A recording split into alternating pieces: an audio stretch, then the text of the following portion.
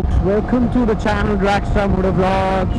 और आज आप थोड़ा सा सरप्राइज हो रहे होंगे कि ना नीचे ड्यूक है मीटर पे, ना RC 390। It's something different. It's the all-new Yamaha R15 version 3.0, and today I'll just give you a short ride review. So I'm having this bike for 2 days, और मेरा एक friend है जिसकी मैं ये बाइक लेकर के आया हूँ, and I'll be reviewing it for you people। मेरे को इंस्टाग्राम पे बहुत लोगों ने मैसेजेस किए, भाई what about R15 version 3, what about R15 version 3? So here it is, and today I'll be telling you my ride impression, and I've ridden this bike around 40-50 kilometers completely to just study about this bike, and I need to tell you a few things. Okay, so everyone knows it's 150cc bike and it's got variable valve actuation this time, cause of which it is said it will be getting, you know, the torque delivery on this machine is quite linear, starting from really 2000 rpm and goes up till 13,000 rpm, or around, I guess, 12,000 rpm, not 13. But I even felt pulling this bike above 8500 rpm is a bit killing for it. And if you're talking about braking, जो second चीज़ है, क्योंकि Yamaha ने इसे upgrade ज़रूर किया। They have upgraded the engine from version 2 to version 3 and it is giving around 20 horses. The previous one was around 17 horses, 17.3, I don't really remember the correct figures। तो उसके हिसाब से देखा जाए, this has improved vigorously compared to the version 2। रही बात breaking की, तो मुझे ये थोड़े बाइक के पोटेंशियल के हिसाब से कम लगे। रेयर ब्रेक की बाइट अच्छी है, ठीक है, जैसे ही आप अप्लाई करते हो तो उसकी बाइट अच्छी है, बट फ्रंट में it feels like giving more power. So मेरे हिसाब से ब्रेकिंग पे शायद अगर यामाहा ने थोड़ा सा वर्क कर लिया होता तो it would have been better. And if you talk about the postures and all, तो सिटिंग पोजीशन बहुत कमिटेड है। Fine, it will definitely compete the RC in the sitting position. बहुत ज़्यादा कॉम्पिटिटिव पोजीशन है इसकी, और मतलब डेली अगर आप डे टू डे चलने वाले and you got traffic and all everything, तो it will be really hard on your shoulders और your wrist. This wrist really pains a lot when you are on this bike, specially on attempting the brakes. The front brake, it isn't possible to do single finger braking। Right, आपको हाथ अच्छे से लगाना पड़ेगा breaks लेने के लिए, क्योंकि बाइट इसकी बहुत स्लो आ रही है। स्लो बोले तो आप जैसी ब्रेक्स लगाते हो, it doesn't just gives you that crisp braking at that particular moment. And there aren't always negative. Fine, मुझे इसकी कुछ चीज़ें बहुत अच्छी लगी। द इंजन इज़ रिफाइंड, बस 8000 rpm के आसपास जाके थोड़ी वाइब्रेशन देता है। Fine, and if you are using it for some weekends और डे टू डे राइड, तो भी कोई प्रॉब्लम नहीं, क्योंकि इसका जो टॉर्क है वो बहुत अच्छे से अवेलेबल है। Right up from the 2000 till and red line तक का बहुत अच्छे से इसका वो आता है। टॉर्क डिलीवरी बहुत अच्छी कर दी है, तो इसकी गियरिंग भी काफ़ी बेटर हो चुकी है। एंड गियरिंग बेटर होने की वजह से इसको सिटी में राइड करना बहुत आसान है। एंड वेट इसमें बिल्कुल नहीं है। It's really very light and it's really very nimble, and cutting the traffic is really very easy and fun. The biggest thing is fun to ride, and it's got short clip-ons here, and really very interesting thing to do in the traffic is just shuffling here and there. I really loved shuffling in the traffic on this bike. I found my RC a bit uncomfortable for the traffic compared to the version 3.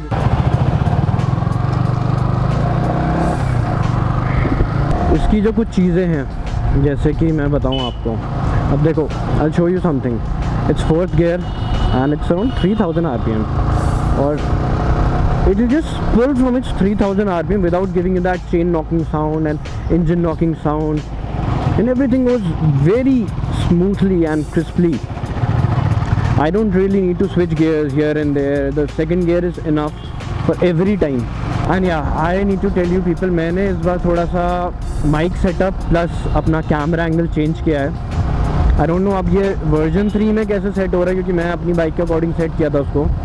और mic की sound के लिए देखना पड़ेगा मुझे कि whether this is really successful या मुझे कोई और सेटअप करना पड़ेगा। I just hope it's successful, because पूरी व्लॉगिंग की मेहनत ख़राब हो जाएगी अगर आवाज़ हमसे नहीं आई तो। And if you talking about the seats, cushionings are really very good.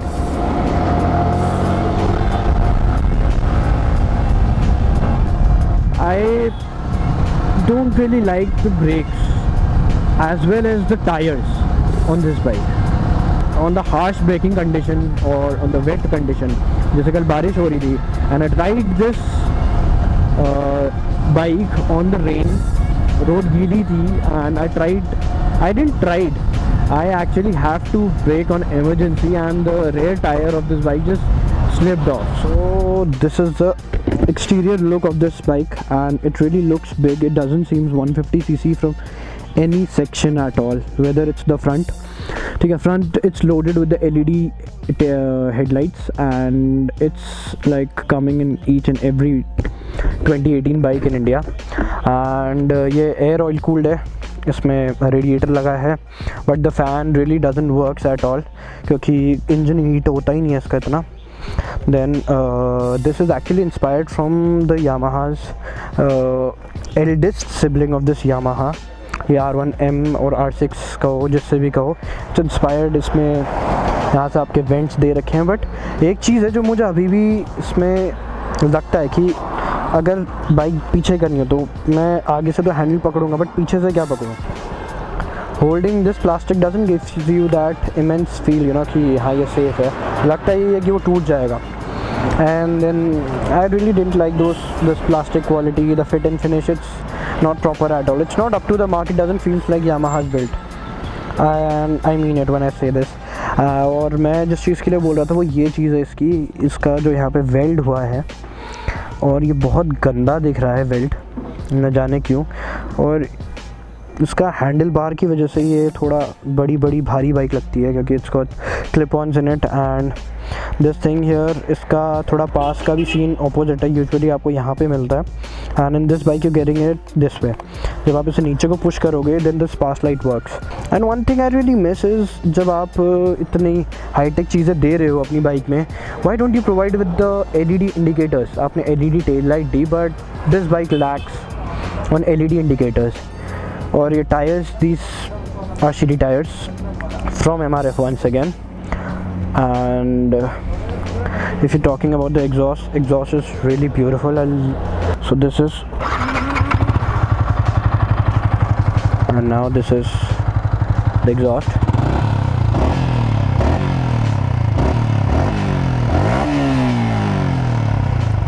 It's got smooth sound, you know, a beautiful sound. It ain't that bassy as a 250cc or 300cc, but when you find this bike on a 150cc segment and sounds so beautiful. Actually this machine is perfect in sounds. Fine, this performs very well, this machine performs really very well. This is good for local driving as due to shorter handlebars it's very easy to flip flops in the traffic. बस इसमें जो कुछ कमियां हैं, सिर्फ कुछ कमियां हैं जो मुझे लगी कि अगर इसका फ्रंट ब्रेक थोड़ी सी बाइट अच्छी दे देते it would have been better. Have to give up on some small things, but this bike is worth it. So from my side, a big yes.